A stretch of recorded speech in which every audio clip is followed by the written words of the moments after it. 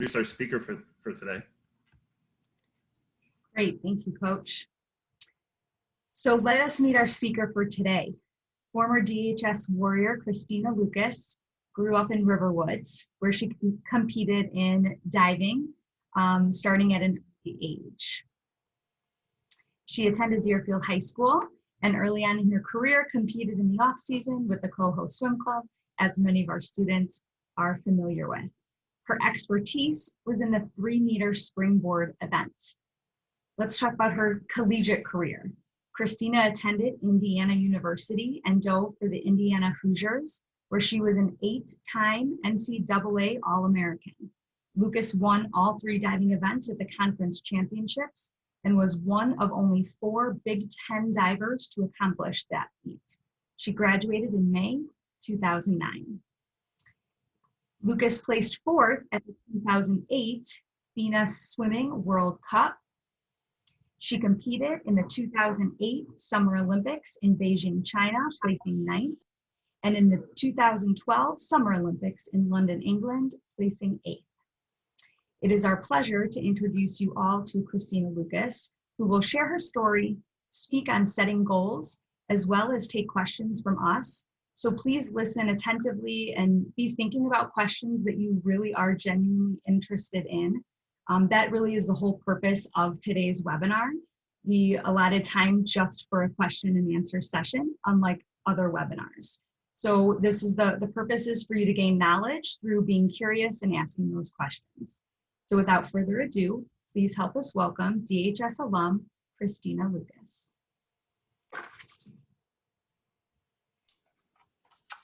Hi, everyone, and thank you for that introduction.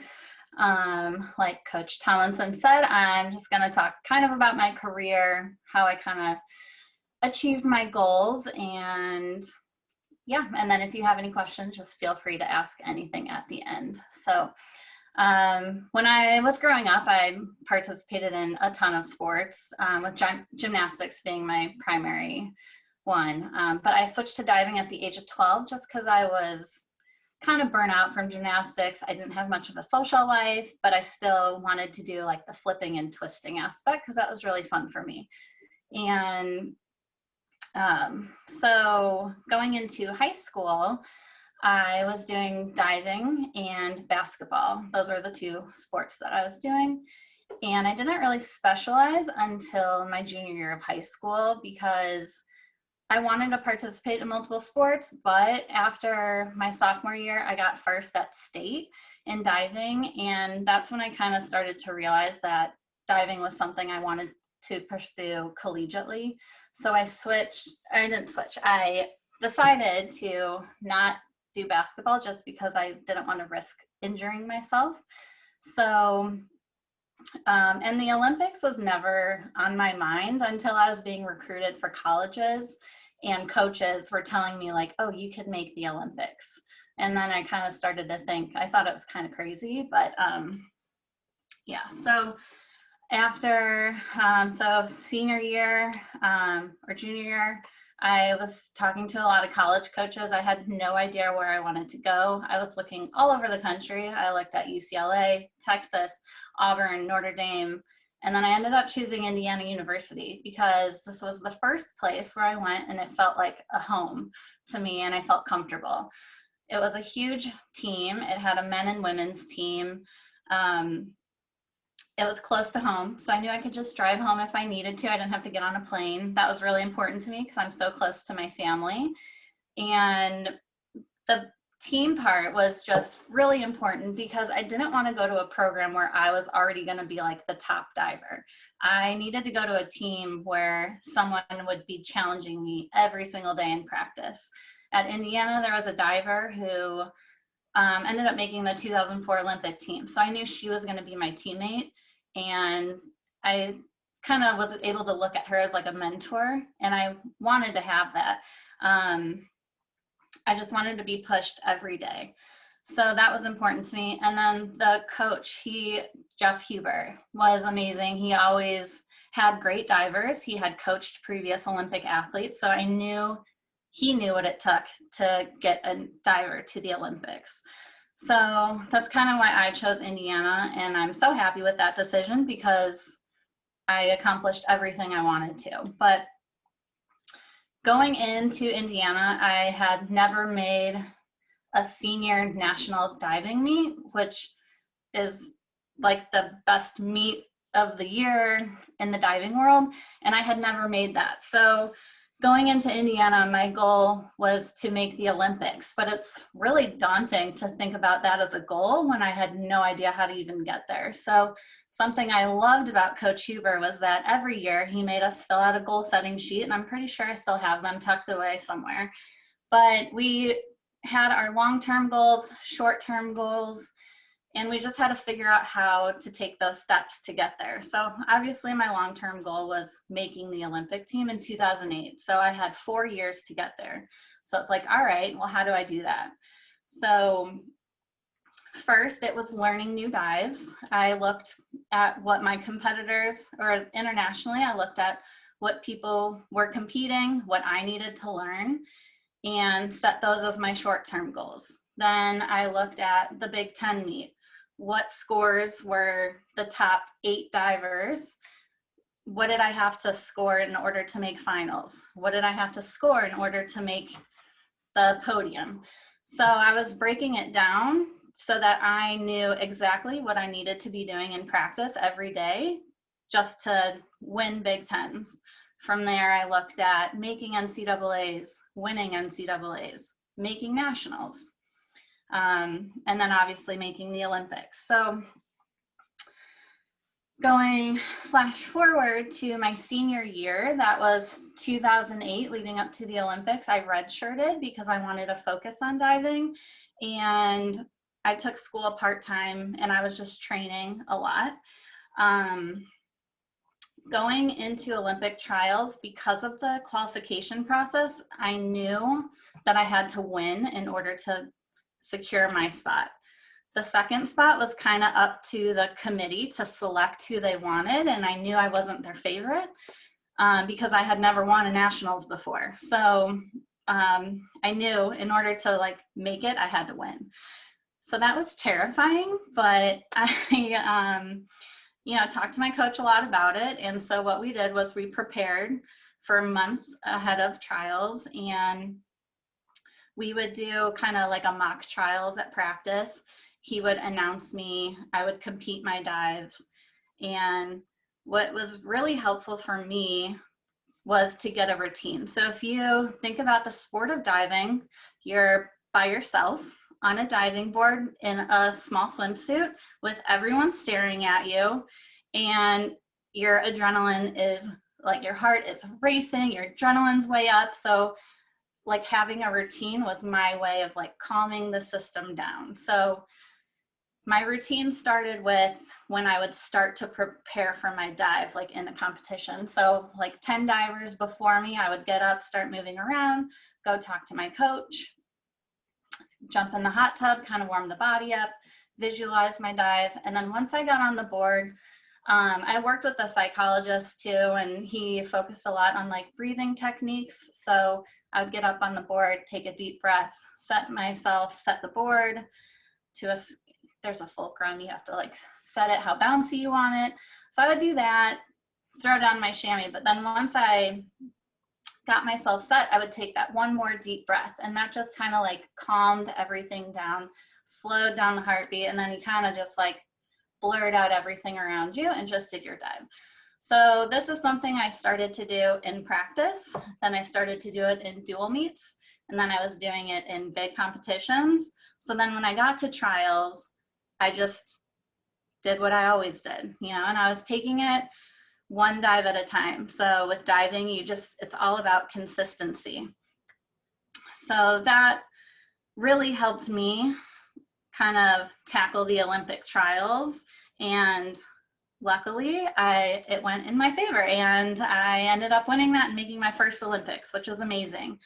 Then the next was like, okay, I made the Olympics. So then I had to do, and then I went to the Olympics, and I literally just did the same thing, you know, just went through my routine. My goals for the Olympics in 2008 was to enjoy the experience and to make the finals. And I did that. I had a really good meet for me at the time, and I ended up in 9th place. So after the Olympics in 2008, I had to jump right back into my college career, my 5th and final year. So I didn't have much of a break. I think I took off maybe 2-3 weeks, which looking back was not enough at all, because during that 5th year, I ended up starting having like some mental setbacks. I was having mental blocks. Like I forgot how to do just basic dives. But I just kept pushing through it, needed to get through that 5th year. Going into NCAAs, I was barely even practicing my dives because the mental part was getting so bad. Luckily, I kind of let just my body take care of it. I just tried to shut off my brain and just kind of go. I still went through that same routine. And again, it helped me get through that big competition and end up winning the NCAAs and setting a record, which was still crazy looking back at it, since I wasn't really practicing my dives physically, but I was focusing more on like visualizing them at that time. And yeah. After 2009, I decided, I knew I wanted to keep training for the 2012 Olympics, but the mental block started getting so bad that I ended up quitting diving altogether. I just stopped. I couldn't do it anymore. I was getting to a point where I wasn't enjoying it. I didn't want to get out of bed. I didn't want to go to practice. I was pretty much miserable. So I just decided to step away from the sport. And I didn't think I was even going to go back, but I remember in the summer of 2010, I was talking to my sister and she was like, all right, picture yourself watching the Olympics in 2012. Would you be watching diving? Like, would you watch it and regret not going for a second Olympics? And I was like, definitely. Like, I didn't even think twice about it. Like, I knew I would regret it. So that's when I knew I wanted to keep diving, but I just needed to change things up. I needed a different atmosphere, different environment. So I ended up moving to Texas to train for my next Olympics with Coach Kenny Armstrong. And it was just like a change that I needed. It was fun, and he helped work with me with this whole mental block, and he just knew how to help me personally with this. So we made practices fun and everything. So even with the mental blocks, you know, it never went away. It was something that was always on the back of my mind. But going into 2012 trials, I was definitely way more nervous than I was in 2008. It was just a different mindset, because 2008, I wasn't really supposed to make the team. But in 2012, it was like, okay, you've already made it. Now you're expected to make it. So it was like this added pressure. So it was definitely harder. But again, I went back to the basics. I did my routine. I took one dive at a time, and I placed 2nd place. So in 2012, it was a different qualification process. It was just whoever got 1st and 2nd. There was no selection committee, and I ended up making that Olympics. And going into London, it was kind of bittersweet. Like, I knew it was going to be my last meet. I knew I was going to be ready to move on after that. And my goal, like, I knew I had the opportunity to go for a bronze medal.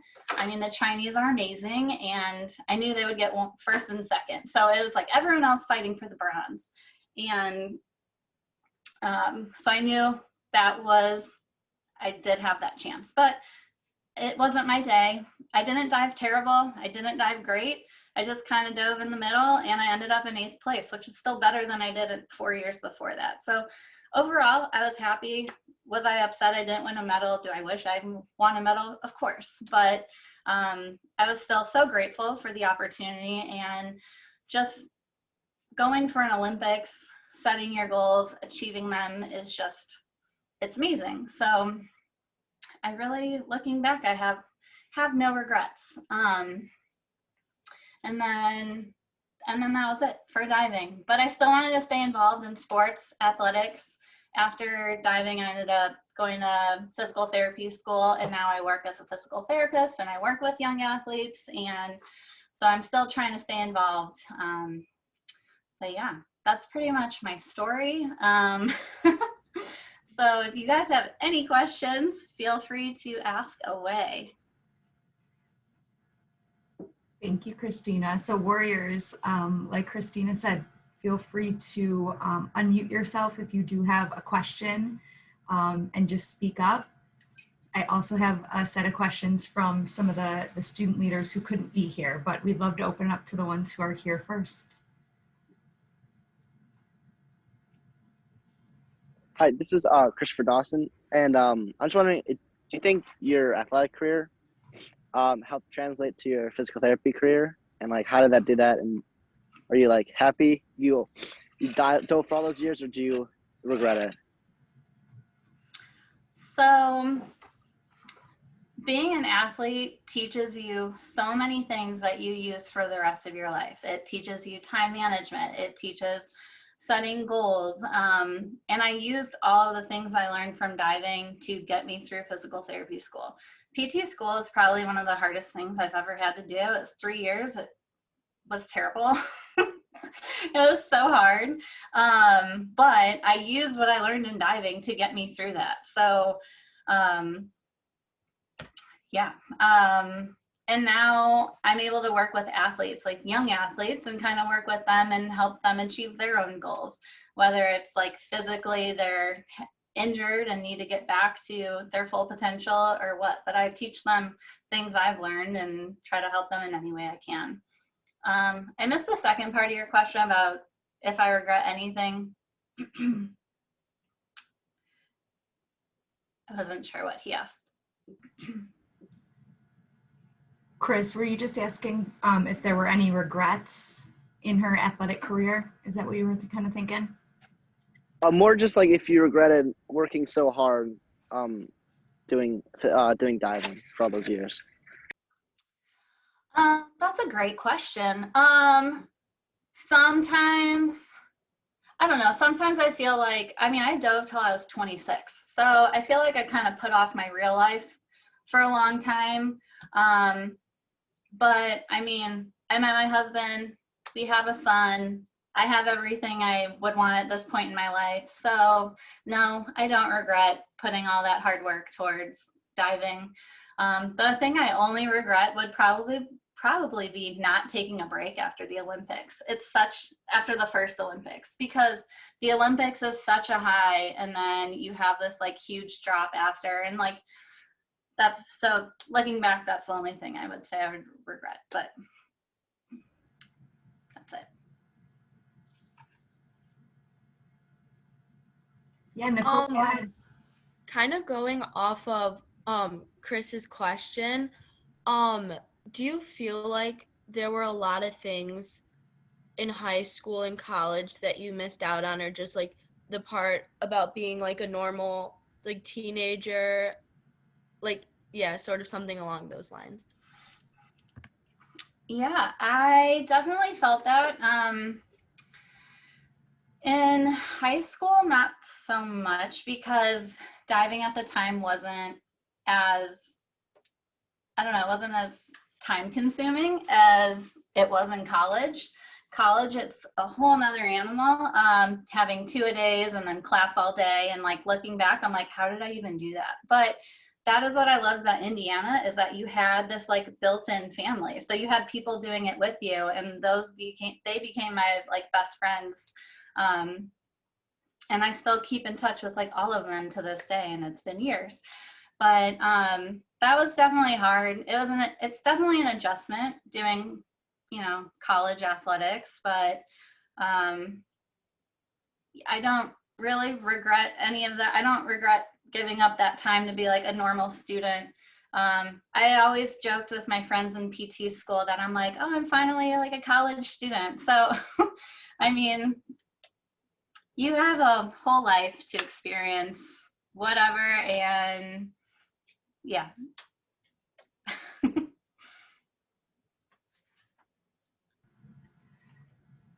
Christina, I have a question from Coach McKendrick here. Did you actually use any of your AP calculus in real life, like he would say you would in his class? Did I ask that okay, Coach? I think I messed that up. You kind of get the point. Oh, have I used calculus? I don't think so, but when I talk to my current athletes that I work with, I'm always like, I love math. I'm like, that was one of my favorite like subjects in high school. And I tell them I was an AP Calc, and they're like, oh, really? Wow, okay, you're smart. So yes, still one of my favorite classes. Good to hear. Glad to hear it.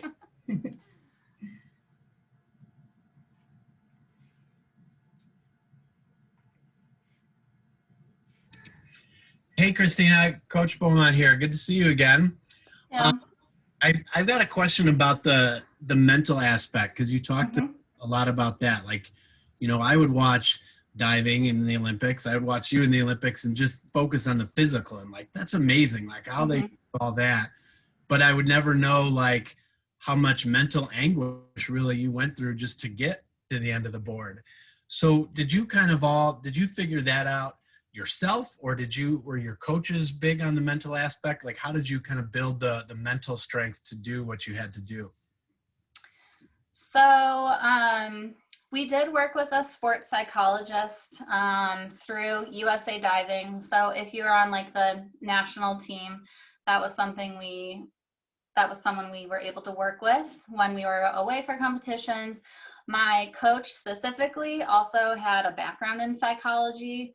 I think he's written a few books of his own on it. So he was always really big into the psychology part of things. I mean, diving is definitely physical, but a lot of it is mental.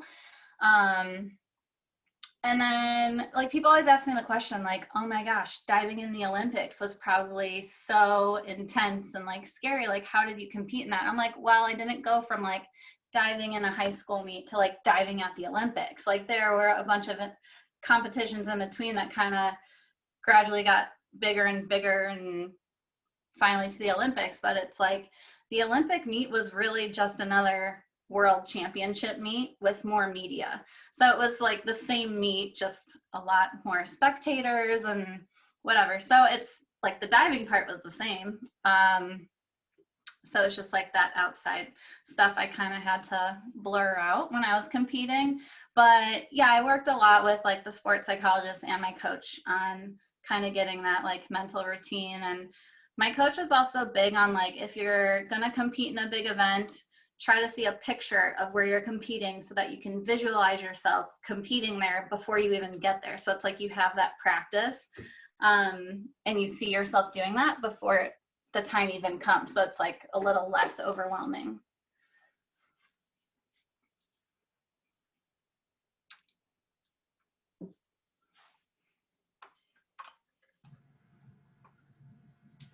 We have a few minutes for some more questions.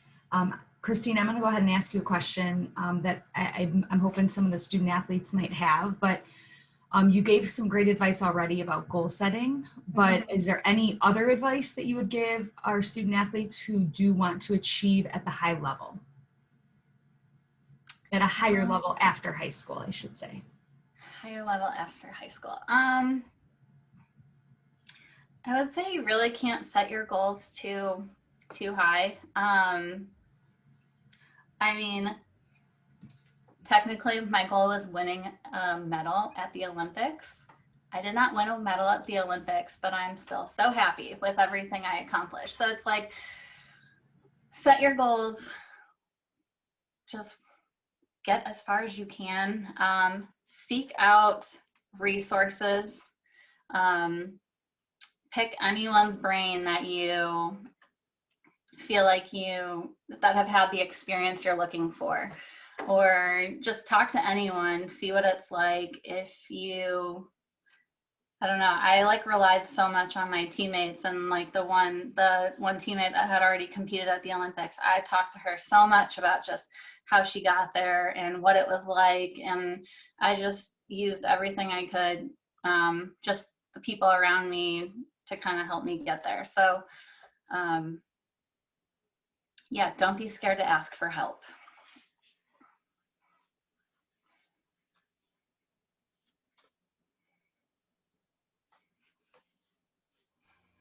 Christina, do you have any advice for our athletes that are on this this Zoom today meeting about what competition, how to prepare for competition? I know you talk about mental and having a routine, but is there anything else you would recommend to them for their preparation, whether it's training or nutrition or sleep or anything else in that realm?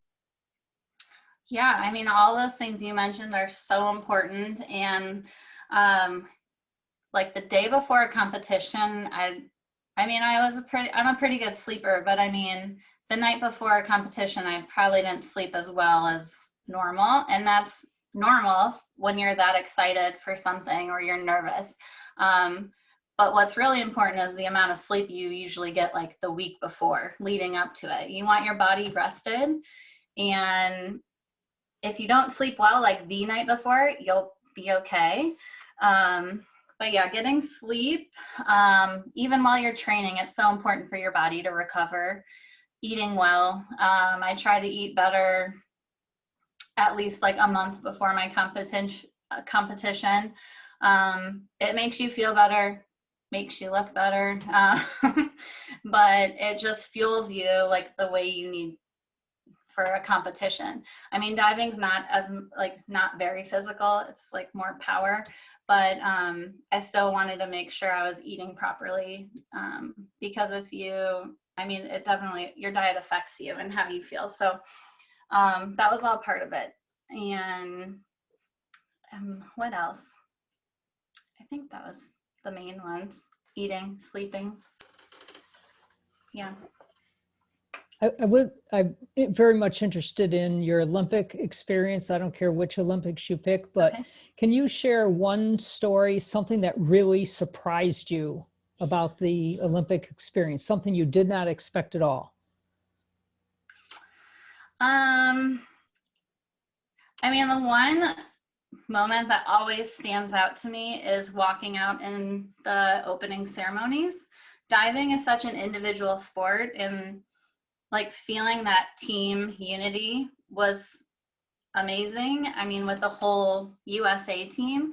And I just remember walking through the tunnel as you're about to step out into the arena, and everyone like in the team just starts chanting USA. And it still gives me goosebumps just thinking about that. But it was just like feeling that unity, like representing our country, was just my favorite moment. And it just makes you realize what I was a part of and everything I worked so hard for. And it was an amazing moment. And I'll always remember that.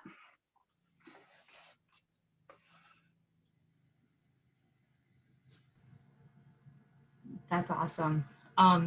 Christina, it is about 4:30, so we are going to wrap up. Warriors, I would encourage you, if you want to stay on and have more questions, please do stay on, but we do just want to be mindful of your time today.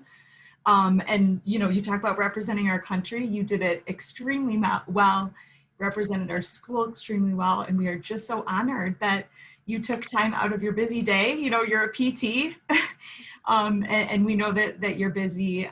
So we just so appreciate you taking the time to talk to us, and to just be honest with us and vulnerable, and also share your story. So thank you very much. Warriors, stay on if you would like. Coaches, stay on if you would like. But otherwise, I just want to remind everybody once more, we have one more webinar in February, and that is a week from today. And Coach Josh Layton is going to talk to us. I'm bringing up the calendar right now so that I don't misspeak here. So Coach Layton will be talking to us next Tuesday about self-discipline with a greater purpose. So we would love for whoever's able to join us. Thanks for ones who've been our frequent flyers at these webinars, and everyone else who's been competing and or practicing. Continue to be safe, and go Warriors. Thank you again, Christina. Thanks for having me. Thank you.